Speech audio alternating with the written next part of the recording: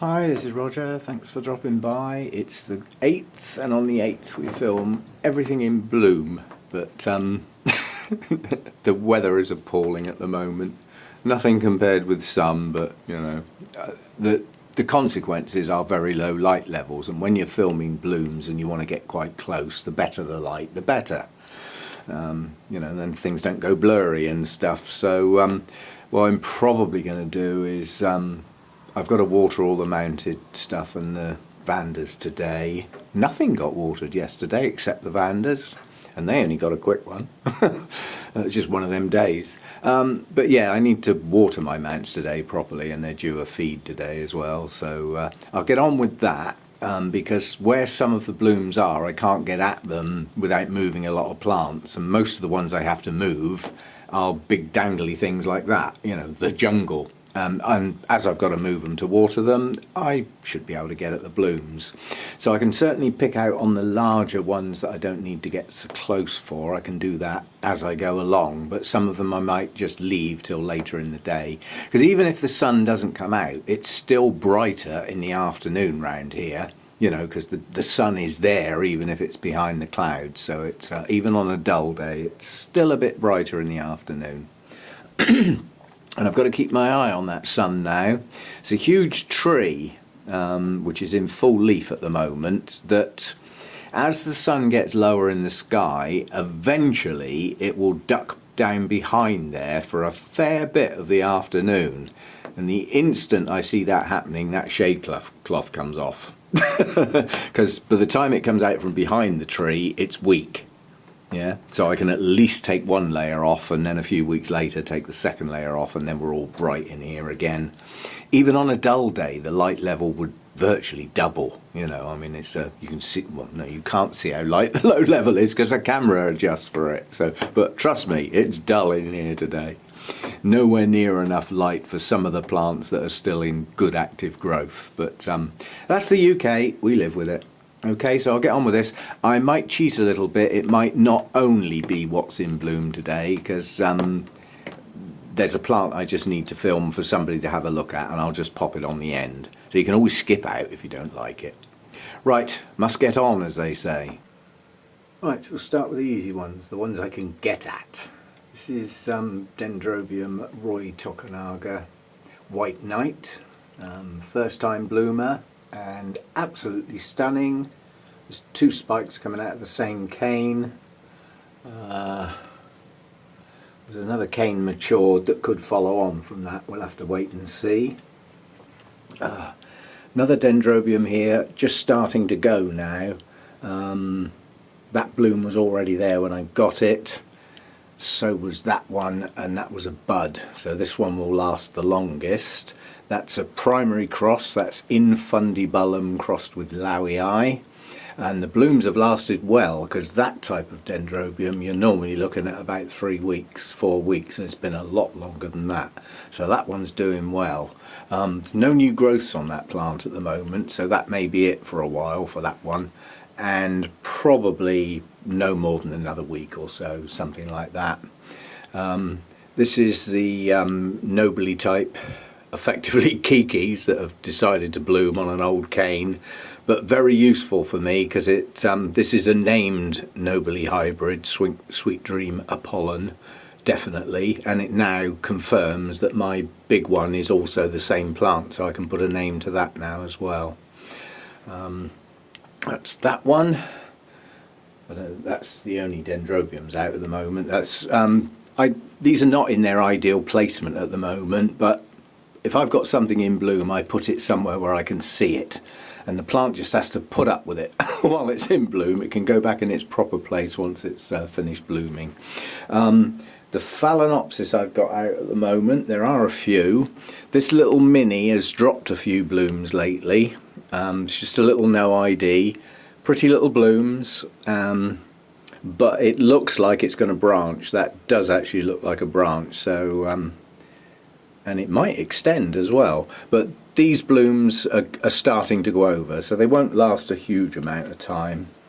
The same applies to this big one down here, and I can't really have a favourite Phalaenopsis because as a plant they're not my favourite, but as blooms go, this one I like. Yeah, I love the colours in the lip, I love the spotty patterns, the stripes, the shape, the pink tinge. I just like this. But looking at that, I don't think it's going to be here a huge amount longer. And the big Phalaenopsis don't very often extend their spike. They do normally have a terminal bud, so it'll be unlikely.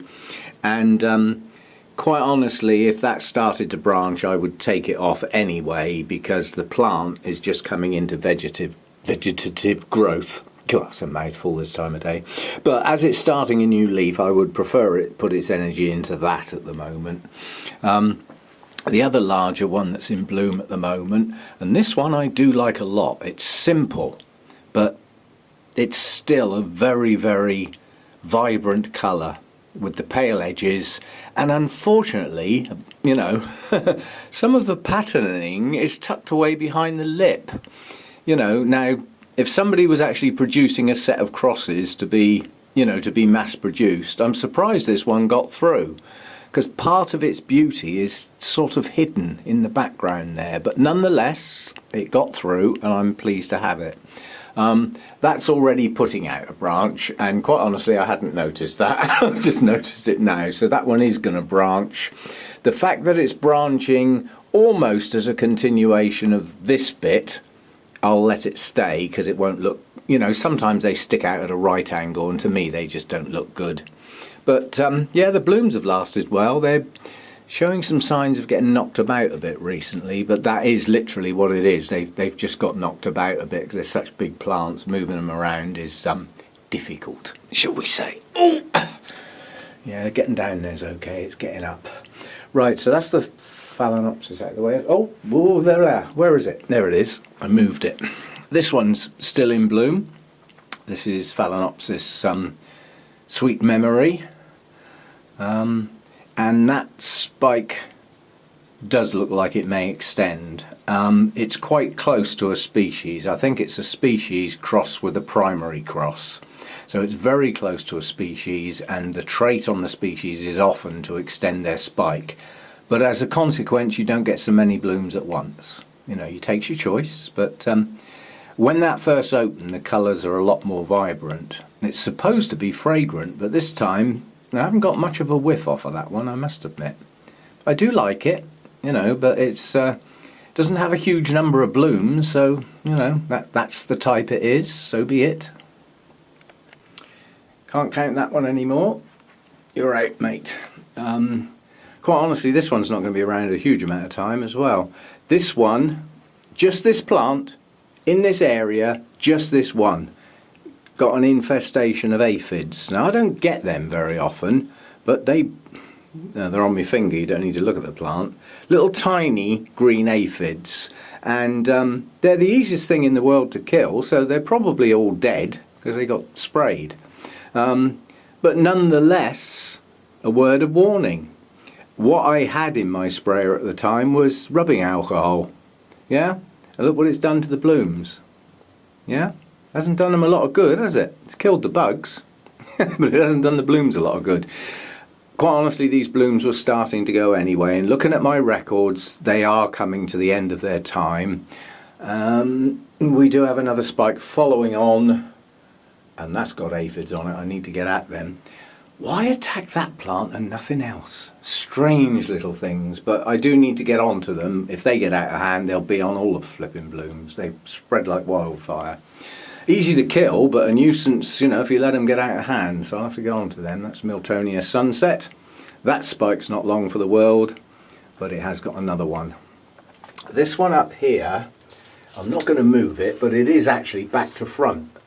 Practically all the blooms are facing the other way.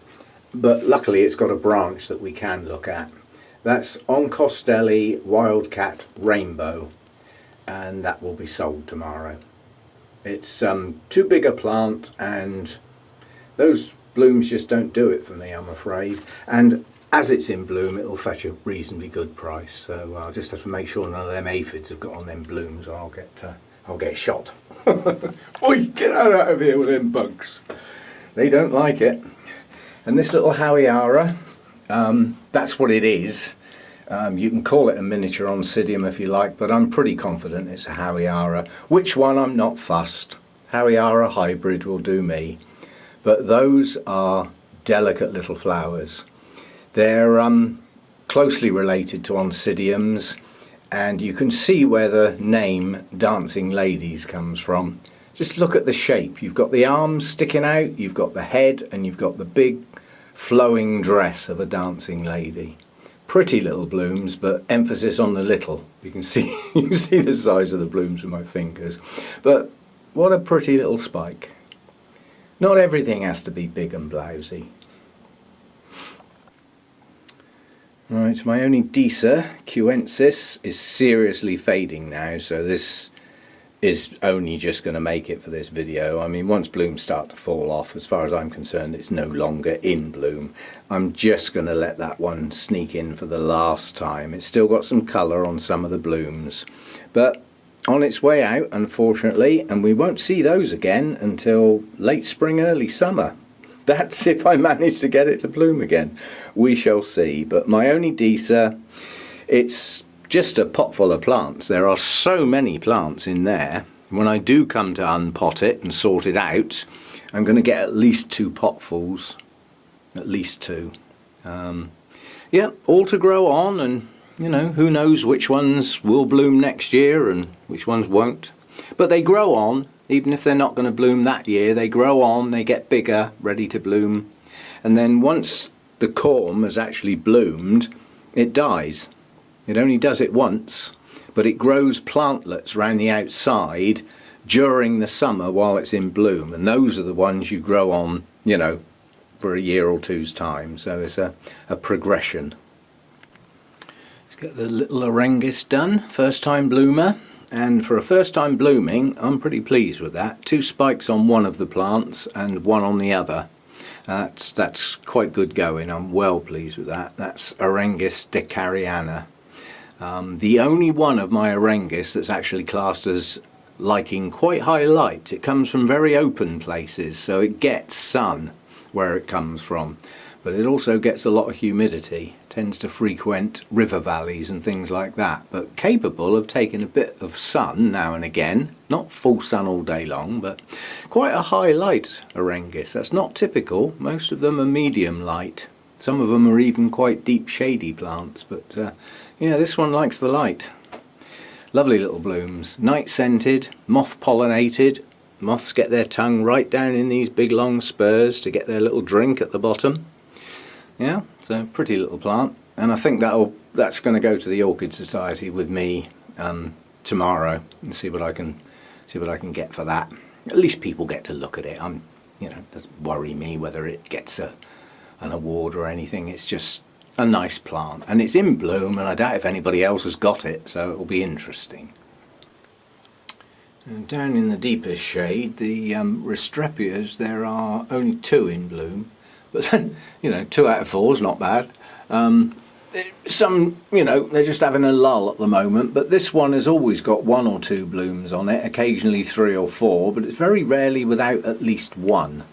That's one of the Eric Young Foundation ones, Restrepia howleaceae, or howleaceae. And this little one just blooms on and off, year in, year out. And it is Restrepia falkenbergii. Came from Burnham's as a little tiny plant. Small blooms, but lovely colours. And it even blooms in the middle of winter. It just blooms on and off, just keeps going. But, you know, not normally any more than 4 or 5 at once. Sometimes, like now, just the one. But I can see more buds coming. You know, it just keeps going. Now, this is Miltonidium, Peter Comp. Quite fragrant, doesn't fill the whole room, but you know, if you get relatively close, you can certainly sense it. It's a fragrance I like, difficult to describe. I'm a bloke. Blokes are no good describing fragrances. Apart from stinky ones, perhaps they're probably quite good at that. But yeah, it's a good combination of colours and a good pattern and a good shape bloom. I like it. It's got another 2 spikes coming. Well, that one's got a bloom open up there, buried in the jungle, and then there's another one coming up there as well. Blooms well, this one, for me. You know, every single new growth puts up a spike of reasonable proportions. This spike here, I think the one at the back there, I think that's going to be a better spike than this one, and that one's not bad either. So it's a nice progression on that one at the moment. Peter Comp. This is Oncostelli Wildcat Bobcat this time, and this one is going nowhere. There's effectively two plants in the pot, and I've just made up my mind now, just as I looked at that. I've got to stop doing that. If I split a plant up and take some old bulbs off and I end up with two leads, they need to go in separate pots. The pot's too big. But anyway, that's what I did at the time, and I'll undo it when I get chance, probably after the blooms have gone and I can see some signs of growth, although we are heading into the low season. Two spikes on it at the moment, and I like this one a lot. And I like it a lot because it's simple.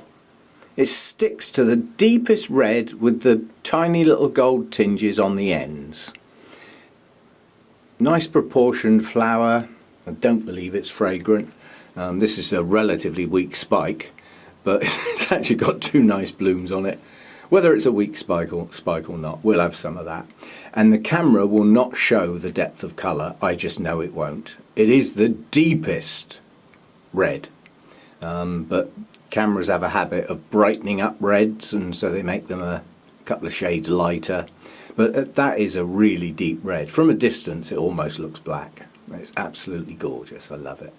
That's going nowhere. But I do need to get that into two smaller pots. Too much media stays wet too long. Simple as that. Doing well, that one.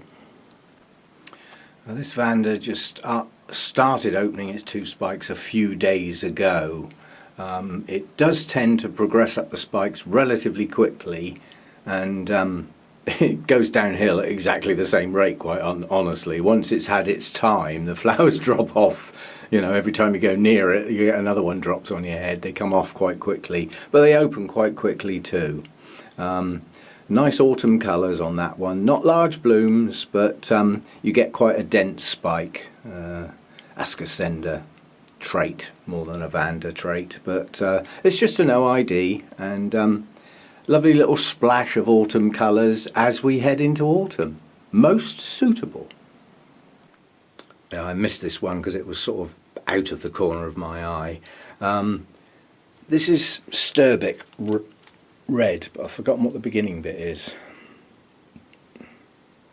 It's an Odontodia, according to the tag, which probably means if I turn me back its name will change. So Odontodia Sturbic. And there's a whole set of these, and a lot of them are named with a colour. This one is red. There's a purple that I absolutely loved and lost. You know, can't win them all. And this is not a happy plant, but it's put up quite a weak spike, which is the first sign of fading. The spike's coming off for the sake of the plant. But yeah, lovely patterning again. Very Odontoglossum-like. Probably has that in it, given the name. Yes, it has. But yeah, that one, it's not been put in a place where I can see it yet, which is why I nearly missed it. It's still on its original shelf where the spike developed and opened, but I need to get it in a more prominent position so that I can see it while it lasts, as they say. And as everything in bloom comes to a close, I thought I'd finish on this one. I'm surprised. I think these blooms, from the point at which they open to the point they're at now, they're at least half as big again. I mean, not everybody notices it, but Vanda blooms open and then carry on growing. They actually get bigger. And certainly as Vanda blooms go, these are large blooms. The depth of colour on that lip, nearly black. It really is so close to black. And as far as tessellated patterns are concerned, well, it's just a stunner. It's just absolutely superb. And as a consequence, I think I might take that along to the competition tables tomorrow. I mean, the plant's not the best of Vandas, but everybody who keeps Vandas know that, you know, that the leaves have got to last a hell of a long time, and in transit and, you know, swapping from one person to another, you do get a bit of leaf damage. I mean, but from the point I got it, I know that doesn't count in a judging scenario, but all of the leaves that I've grown haven't been knocked about. I think I've got one mark on one leaf. So I think I might just take that in and see how it does. As I say, I'm never that fussed whether things do well or not. It's just the taking part that's important. But I just got a feeling, looking at my records, that this is going to go over quite soon. It's been out quite a long time. It's difficult to tell because this one goes downhill fast. Once it starts to fade, they just fall off, like, you know, just like rain or leaves on the trees, you know. So, but yeah, I think I might take that one along again. That's got a hell of a mouthful of a name. It's Vanda Preo Sky Blue something or other that I can never pronounce, crossed with another hybrid, which is Vanda Cerulean. You know, the big bluey colour, that's where it gets its colour from, that's also crossed with Vanda B, B-double-E. So it's quite a mouthful, but I'm not fussed what it's called, it's just what it looks like. And it looks like that, and I am well pleased.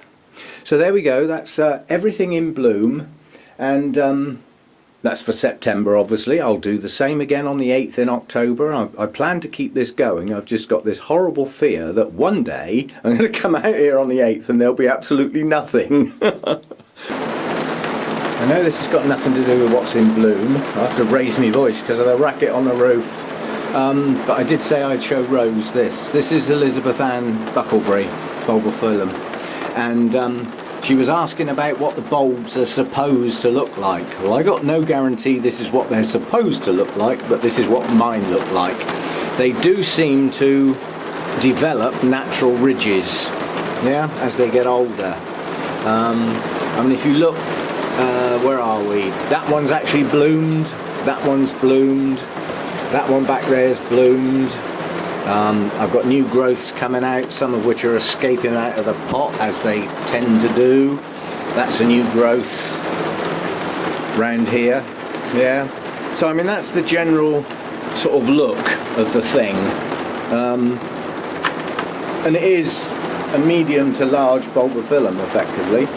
And this was when I had to chop this thing up to get it in a pot, 3 bulbs ended up looking quite good, but with very little roots, and I thought, well, I'll chuck them in a pot and see what happens. And basically I do have 3 new growths, and I still can't tell whether it's one from each back bulb or one of them's got 2, but they're staying in there for a bit, and then when I can separate them out as individual plants with at least 2 bulbs on and a new growth, then they can be sold on.